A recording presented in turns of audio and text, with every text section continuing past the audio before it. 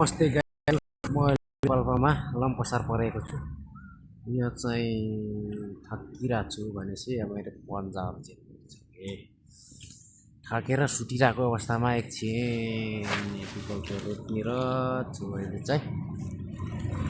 यहाँनिर यस्तो छ, गजब छ जिन्दगी। चिगम्चा पाउँदै, माङखाडा पाउँदै, हिँड्दै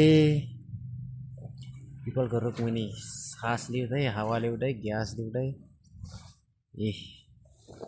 उठाउनु पर्यो।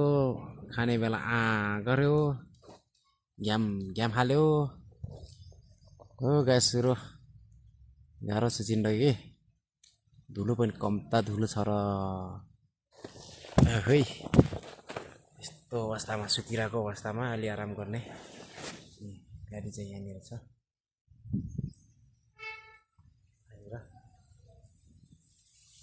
माथि चाहिँ अरिङ्गालको पोलो पनि छ, हामी छ।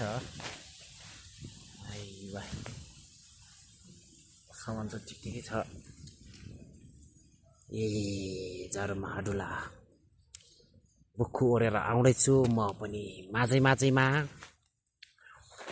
कम्ताको छ र यो पिपलको रुखमा शरीर हावा, कपाल पनि ट्याम परेको, जुङ्गादारी फुलेको, बुढो भइसकेको अवस्था छ। होली गाइस, सम्पूर्ण गाइसहरु कृपया भिडियोमा चाहिँ लाइक फलो पनि गरिदिनु होला है। यस्तै छ जिन्दगी, कहिले सुतिन्छ, कहिले उठिन्छ, कहिले डोग्रिन्छ। पिपलको छहारीमा हावा लिँदै साइ खाँदै अब यहाँ 10-15 मिनट आराम गरिन्छ। त्यसपछि फेरि उठिन्छ क्या फेरि आफ्नो गन्तव्यतिर पर्छ। पुलिसको कामै छैन।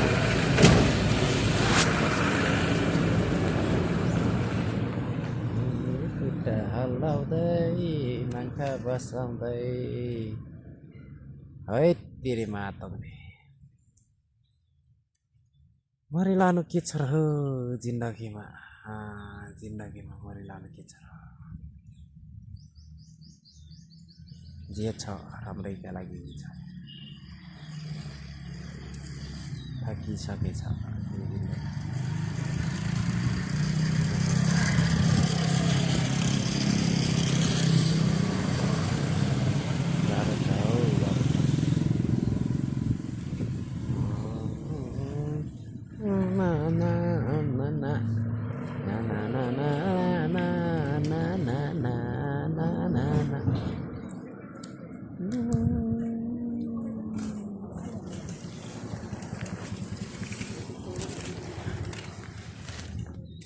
अब चाहिँ म उठेको अवस्थामा छु। अब म हिँड्ने क्रममा छु। अटो लागेर बाइक पनि धुन जानु छ अहिले। अब चाहिँ म उठेको 1 घन्टापछि म आफ्नो गन्तव्यमा पुग्छु होला। अझै तानसेन चाहिँ पुगेको छैन। यहाँ पुरेन बास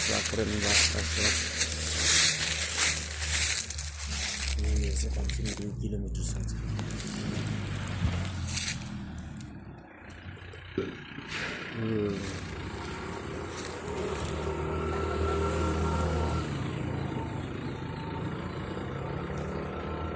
गाडी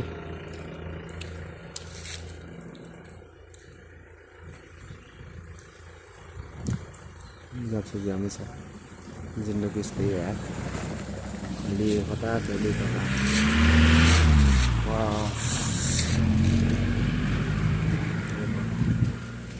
अब चाहिँ म हिँडिरहेको अवस्थामा छु। मोबाइल प्याकमा सेभ गरौँ।